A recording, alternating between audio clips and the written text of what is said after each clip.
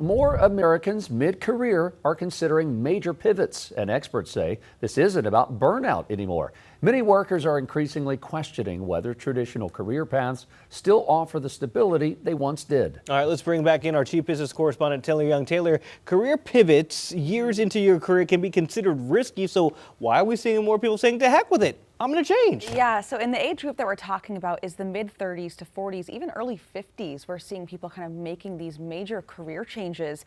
And what we're seeing is a lot of people really questioning the old rules of work, right? We're always been told work hard, stay loyal, climb the ladder. But, you know, after rounds of layoffs that we've seen over the last couple of years, the return to office battles, of course, the AI fears, I think a lot of people are kind of reevaluating what they really want from work. And a recent study by FlexJobs found that 80% of all professionals say they're ready for a new job, and about half are kind of willing to even look outside of their current field.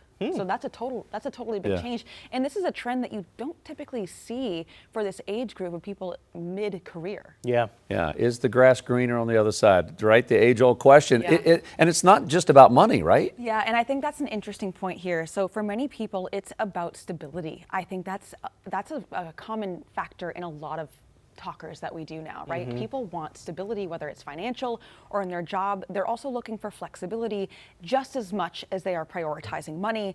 And I think, you know, what this survey found is that people are really kind of gravitating towards remote work, better work-life balance, and kind of feeling more fulfilled. That's really the drivers behind these big pivots. I kind of feel like the pandemic was Pandora's box, and now you can't close it in terms of remote working. How much this has been driven by, because you talked about, you know, wanting stability, the instability and uncertainty around AI and, you know, the economy. Yeah, I think that's playing a big factor here. And I mean, even just earlier this week, we were talking about how AI fears are impacting college students, the wave of college students who are changing their majors right now because they are afraid that AI is going to replace them. And I think when we're talking about people mid-career, it's kind of a similar sentiment. Of course, they can't change their major, but they're kind of looking outside of the box to see, okay, is there something else that I could do that could give me stability and also that flexibility so that AI won't replace me? I think a lot of people are witnessing their workplace changing every single day. Are you seeing like certain in industries or genres where people are kind of gravitating towards? Yeah, I think healthcare is a big one. I mean, even just looking at the job growth from last year,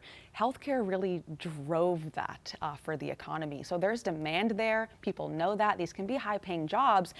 Trade, skilled work is another one, which I don't think should be too big of a surprise because a lot of those college students that we were talking about, they're gravitating towards the skilled jobs, the skilled labor, right? Another one is just remote-friendly tech jobs. Again, that's kind of that flexibility angle there. And then the last one is self-employment and freelance work, that entrepreneurship that I think we saw really spike during the pandemic. A lot of people said, maybe I can just work for myself.